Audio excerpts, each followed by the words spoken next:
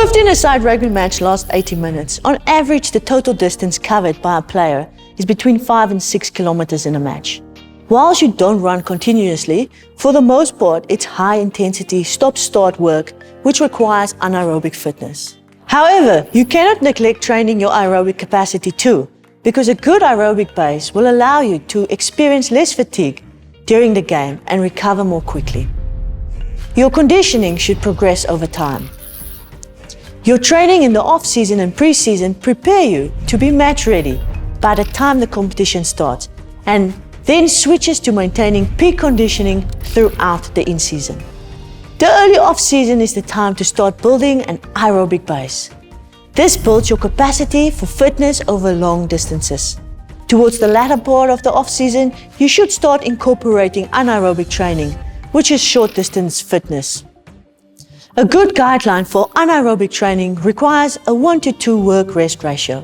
This means that for every 1 minute of exercise, you need to rest for 2 minutes.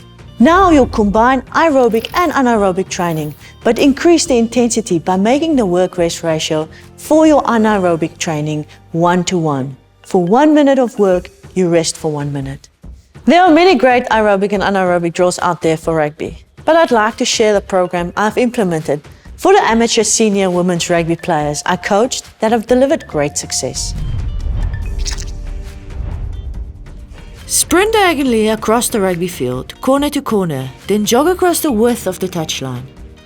At the corner, turn and sprint diagonally across the field again, and then jog back along the touchline to your starting position.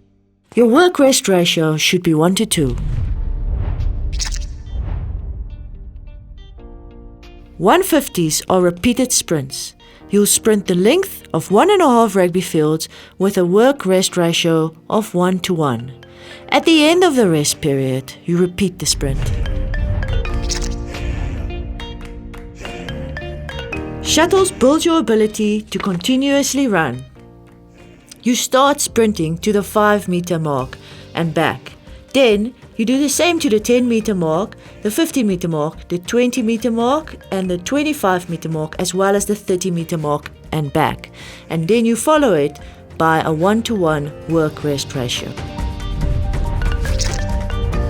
Broncos follow the same principle as the shuttles. You only rest when you've completed all 3 distances 5 times without resting.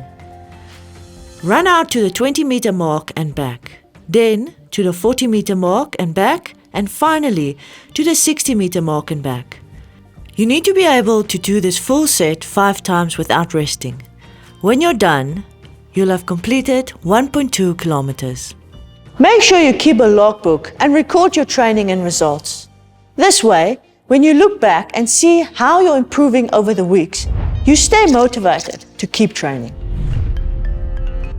The following table details a season-specific training program for building and maintaining a strong aerobic and anaerobic base throughout the different seasons. Make sure you keep a logbook and record your training and results. This way, when you look back and you see how you're improving over the weeks, you stay motivated to keep training. Join us for Module 6 as Brian Abana shares his tips and secrets to acceleration, deceleration and speed.